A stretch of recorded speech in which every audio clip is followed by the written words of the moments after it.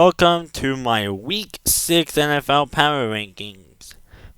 We will do this quarterly, so we'll do Week 6, and then next time, the next Power Ranking video will be Week 12, and then we will do Week 18, and we'll maybe, we'll do a playoffs. Power Rank every playoff team back when it hits January, but I gotta see how the power ranking videos do first, though. We'll maybe do it. As always, like the video. In the comments, tell me down below your guys' agrees and disagrees, and subscribe. And subscribe, please. So let's just jump right into things here. Starting off with number 32, the New York Jets. It's hard. Not hard. What am I saying? It's kind of easy to put them at last because they're the only team in the league who hasn't gotten the win all season. But that's alright. Hopefully the Jets will win a game for once. I don't think it will be this week against the Broncos, but who knows? We had a lot of upsets last week, so maybe the Jets can sparkle something up. At 31, I got the Saints. Unlike the Jets, they won a football game for once. So good job to the Saints. Now the reason why they're not last is because they have a win and the Jets don't. So warning Saints fans here, the only reason why they're not last is because they have a win and the Jets do not. So yeah.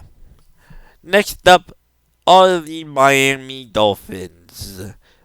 Tua hasn't been playing his greatest. Tyreek Hill is now out for the season with that gruesome leg injury. I don't even want to imagine looking at that anymore. Oh my god.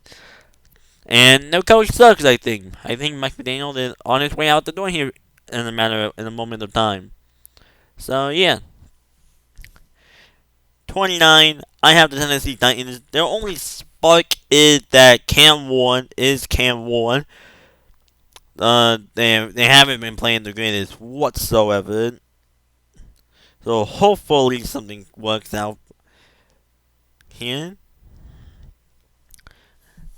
At number 28, I have the Giants. They're kind of just like the Titans, but unlike the Titans, they got an upset win when they were at 0-3 and they were playing a 3-0 Chargers in Jackson Dart's debut. That's pretty damn fucking good, I say.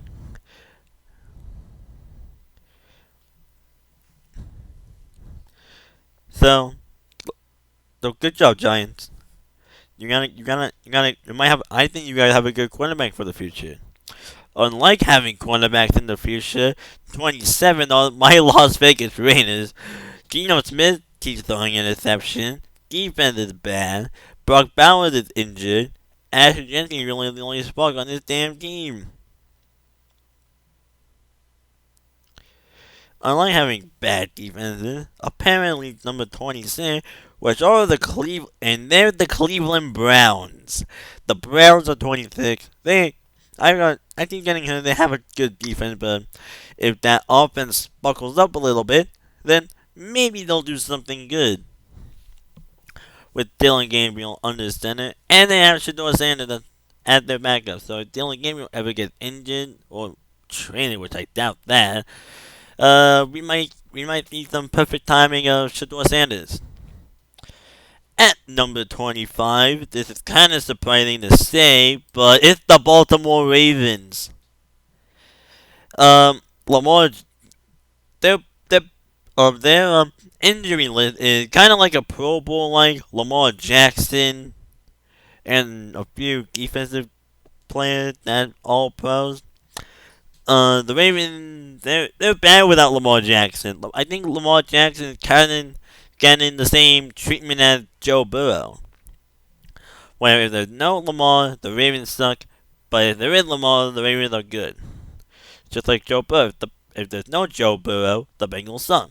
But if there is a Joe Burrow, the Bengals are good. Speaking of the Bengals, they're up next. They're at number 24. Um, like I said, they honestly, except Jamal Chase, the Bengals are bad. Except Jamal Chase and maybe T. Higgins. But they traded for Joe Flacco, which it'll be funny if the Bengals beat the Packers this week, and Joe Flacco once again beats the Packers. And yeah, number 23, I have the Arizona Cardinals. They'd be much, much higher up if that one player did not drop the ball at the 1 yard line. They'd be a little bit more higher than they are now. Because if he just held onto the ball into the end zone, the Cardinals would have won that game over the Titans. So, yeah, good job, man. Good job. You cost the Cardinals big time. At number 22, I have the Carolina Panthers. Bryce Young, he seems to look like he's improving a little bit. Defense also kind of getting a little bit better. I think the Panthers could be. I think the Panthers could still be that sneaky good team, in my opinion. Just saying. At number 21, the Kansas City Chiefs. Alright. It might be the first one I get a little bit hated because I am a Raiders fan and I'm supposed to hate the Chiefs. But come on. I at least put them above us, alright? So don't be hating me on the comments because I put the Chiefs very, very low. They don't look the same. It does not look like the same Patrick Mahomes. It does not look like the same Travis Kelce. It does not look like the same Andy Reid. The Chiefs don't look the same as they did. Plus, looking like it kind of look like they had the money to pay the refs. Alright, moving on. Number 20 are the Chicago Bears. The Bears. Caleb Williams, he's improving a whole lot more than he did his rookie season. Rome Odunze also looking like they might be a good duo with Caleb Williams and Rome Odunze. Ben Johnson, I say looking like a pretty good head coach so far in his first 4 games as a head coach. So maybe there might be some spark going on with the Bears. Number 19, I have the Atlanta Falcons. The Falcons they're basically a gamble. They're a gamble for shit. They could be absolute shit one week and then drop 40 points the next. They are a pure gamble. Do you trust them or do you not trust them? It depends on how Michael Penix play. Bijan Robinson can always play every game. But it depends on how Michael Penix play. The defense looks okay, but it all comes down to the hand of Michael Penix. Will he play good? Will he play good? Will he succeed? Will he shine? Or will he be in an absolute dumpster fire in the upcoming games for the Falcons? So, in my opinion, it all just comes down to Michael Penix, in my opinion. Next up, I have the Houston Texans. They will be much higher if they did not start the season 0-3. But they're 2-3. So, in my opinion, the Texans look really good. They look really good these last 2 weeks. But I also got to remember, they beat the Titans and a Lamar Jackson-less Ravens. So, maybe the Texans can sparkle something up here in the future for them. Anyway, number 17. I have the Minnesota Vikings. J.J. McCarthy still injured. Carson Wentz, he's looking kind of alright for the Vikings. So, and plus you have arguably the best receiver in football right now in Justin Jefferson. So, they could be good, but they could also be bad. It just depends on what time that J.J. McCarthy comes back. So it just depends on J.J. McCarthy, in my opinion. Kind of like Michael Penix. in my opinion, for JJ McCarthy. Kicking out on the halfway point, I have the Dallas Cowboys. Dak Prescott. They, what I've seen statistically for them, they have one of the best offensive in football right now, but they also have one of the worst defenses in the league. So it's though in my opinion, this is the most perfect spot to put the Cowboys at 16. So don't go hating on me the Cowboys because they should be 32. No. I love hating the Cowboys. I love making fun of the Cowboys, but I got to admit how good they can be. And yeah, at 15, I have the Pittsburgh Steelers. The reason why I don't have them any higher is that we know how this shit plays out with the Steelers.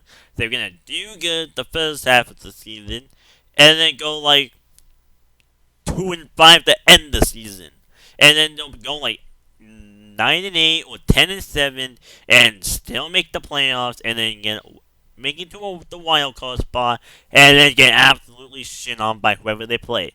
It's gonna be the same deal with the Steelers. Aaron Rodgers looking pretty good. DK Metcalf looking pretty good. The defense have been one of the best. And I don't know. But moving on. 14, I have the Washington Commanders.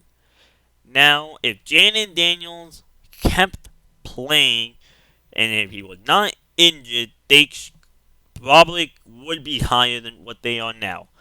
But I kept them to a point. I kept them at a good spot, a good reasonable spot, in my opinion, and put them at 14. Terry McLaurin looking like hoping he comes back pretty soon, but Deebo Samuel looking pretty good. Defense, I'm not sure how well defense is going for them. I think it's okay, but that's just me though. At number 13, I have the Los Angeles Chargers. Yippee, you're like a super good team against your division opponent, but when you face Jackson Dunn and the Giant, you're like rounded SpongeBob like thing. Hi, how are ya? Justin Herbert, yeah, he was only good for 3 weeks, and now he's mid as hell again. So, yeah. But if the Chargers didn't play as well as they did the first 3 weeks, they could very well be very low at they could very well be lower as they are now.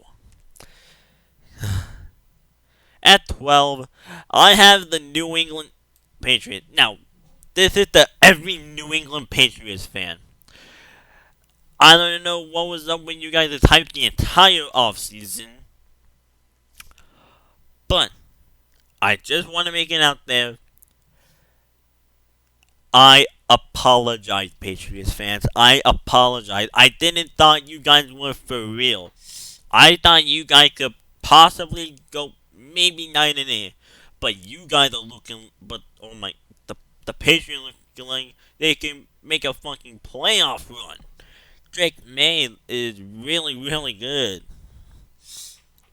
It gave him like a good, like reasonable, good target weapon for him, and oh my god, Drake May's gonna go off. At number 11, I have the Rams. Now, the reason why they're not as higher than I thought they would be. Yeah, you kinda got you lost to a crippled San Francisco 49ers team, and that's pretty bad. So sucks to be you, Rams. Now, we're entering the top 10 at number 10, which is beating the Seattle Seahawks. Listen, I didn't thought Sam Darnold was going to be as good as he was when he was on the Vikings, but he's looking like he's still the same Sam Darnold that he was when he was on the Vikings. He looks incredible still. I mean, switching your weapon to Justin Jefferson and Jordan Addison to Jackson Smith and Jigma, and I don't even know who else is on the Seahawks wide receiver core, but Sam Darnold still looking like he could be a good, reasonable quarterback for any team. So, good for Seattle. Number 9, I have the Denver Broncos. they definitely improved a lot when they beat the Eagles. Bo Nix is starting to look back into shape to himself from his rookie season. The defense is kind of doing what we expected, being one of the best in the league. So, I have the Broncos at number 9. At number 8, I have the Green Bay Packers. They could Now they would be a lot higher if they didn't lose to the Browns. If they didn't lose to the Browns and they beat the Browns, they might as well very well be in the top 5. But they lost to Cleveland. They tied with the Cowboys, which I thought that was gonna be a blowout. But looking like that could be Game of the Year candidate alongside with that Bills and Ravens game. So that's now on the number 7. I have the San Francisco 49ers. It's weird putting them up here knowing the fact that they don't have half their starters. But Mac Jones is proving himself that he still belongs in the league. Mac Jones is very good. I mean, what would the Niners one wide receiver one when they faced the Rams? I honestly forgot his name, but whoever that was, it was his career game. And Mac Jones is very well known as a warrior. He knows how to get back up, no matter how many hits he takes. So, I got the Niners at number 7. At number 6, now I'm going to warn y'all, the top 6 were honestly very, very difficult to rank. But at number 6, I had the Jacksonville Jaguars. It's crazy putting the Jags up here, Ben. Like, you think they'd be, like, all the way down to, like, right here? Like, right here? In, like, that upper, lower 20 and 10? But they're number 6. The Jacksonville Jaguars are number 6 in my power rankings. That is very crazy to say. Trevor Lawrence, he looked magnificent. Travis Hunter, he looking like the hype was real. The defense is, oh my goodness, very, very well. Like, this Jacksonville Jaguars team is looking like they could go for a run here. They're 4-1? Yeah, they're 4-1. And the only loss they took in was to the Bengals. And it was even a close game. They didn't get blown out. It was just a good back and forth game, but the luck was not on the Jaguars' side. So the Jaguars are really, really well, in my opinion. Now we reach into the top 5. And at number 5, I have the Tampa Bay Buccaneers. I very, very wish the Buccaneers are higher than number 5. But Baker Mayfield is showing him why he is what he is. And might as well prove to be one of the best quarterbacks in the league. Emeka Egbuka, and what a draft pick for the Buccaneers. When you thought Mike Evans and Chris Godwin was good enough, here comes Emeka Egbuka, and he is being an absolute golden boy here for the Tampa Bay Buccaneers. They have proven to be a very well-rounded team.